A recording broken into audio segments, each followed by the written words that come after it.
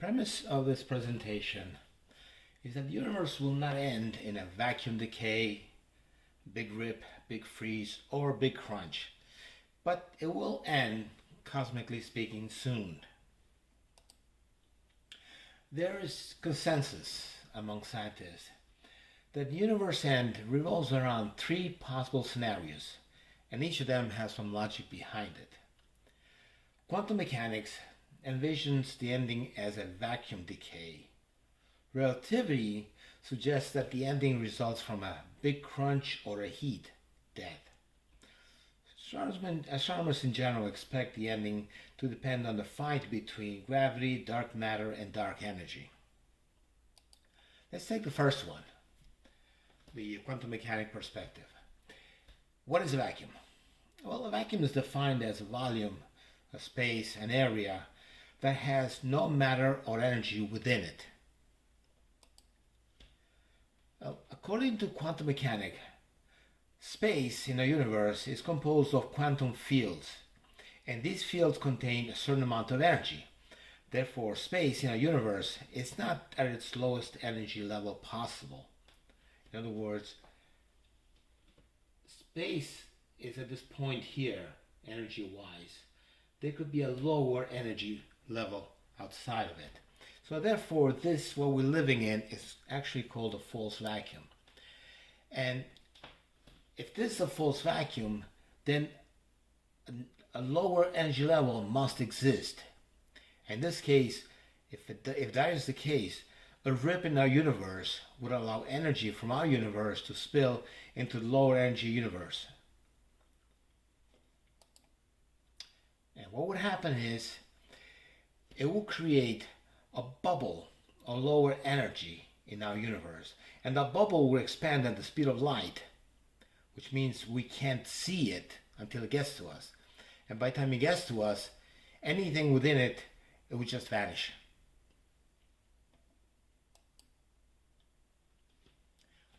Most scientists kind of believe that universe fate rests on the clash between gravity, dark matter, and dark energy. Therefore, the outcome of this contest rests on three possibilities. Gravity and dark matter overcome dark energy. Dark energy is evenly matched by dark matter and gravity. Or dark energy overcomes gravity and dark matter. Possibility number one. It's called the big crunch. If gravity and dark matter overcome dark energy, eventually all galaxies slow their recession from each other and eventually they stop. Now, space-time will continue expanding. Gravity will pull all matter together. You want to call this a negative expansion. And then everything will eventually condense to a point and explode into a new Big Bang, hence the term Big Crunch. This process will recycle matter in a continuous string of Big Bangs and Big Crunches. Big Bang, Big Crunches. And relativity kind of agrees with this possibility, although it doesn't need dark energy. Possibility number two is called the Big Freeze. If the force of gravity and dark matter equals the expansive force of dark energy, nothing happens. The universe just keeps right on going. Eventually stars burn out, no new stars will be formed, galaxies move further and further from each other, becoming redder and darker, and the entire universe gets colder and darker. The Big Freeze. As far as relativity is concerned, this is called the heat death. It's called heat death because heat dies. And of course, no need for dark energy or dark matter. Possibility number three, it's called the Big Rip. If dark energy overcomes gravity and dark matter, the expansion of the universe will never end, and space-time itself will become less dense. It will basically thin out. Which kind of begs the question, has space-time been thinning out since the Big Bang? Why or why not? Keep this question in mind. As space-time becomes thinner, all matters from atoms to galaxy, they will expand. Black holes will evaporate, and atoms themselves will disintegrate. Eventually, the universe becomes a rarefied soup of subatomic particles and electromagnetic energy. And if you give it enough time, eventually subatomic particles will decay and wavelength of energy will reach infinity, meaning that matter and energy no longer exist.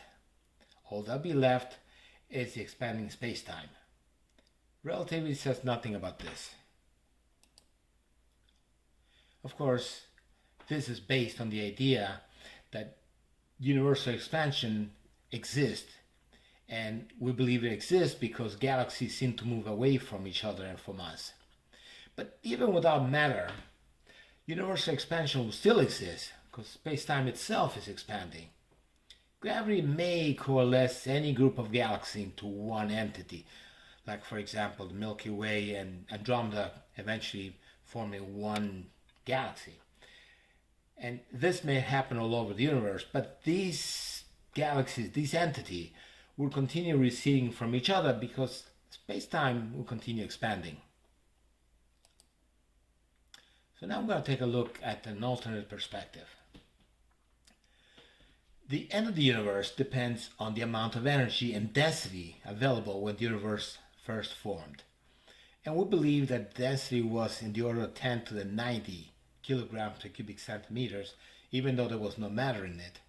And the temperature was 10 to 32 degrees Kelvin. Now, based on this two information, we could calculate the amount of energy available for the creation of the universe. And remember, there was no negative gravitational energy because there was no matter or antimatter back then. The universe used this original energy and density to create matter, while some of the energy eventually escaped as the cosmic microwave background radiation. The creation of matter decreased the universe density and universe energy and temperature to the point where matter could not be created anymore. But just because matter couldn't be created doesn't mean there was no energy. There was still energy remaining, and that remaining energy is what quantum mechanics calls the zero-point energy, and that's the energy of space itself. Is this zero-point energy real? Well, the two pillars of physics predict it. Relativity predicts that space has relatively little energy. Quantum mechanics predicts space has a lot of energy. And the difference between these two branches, relativity and quantum mechanics, is in the order of magnitude. It's not just twice or 10 times or 100 times as much. It's extremely. It's a lot. The actual amount is therefore debatable, but this energy must exist. And the universe has been using this energy to create axions, which are the smallest piece of space-time.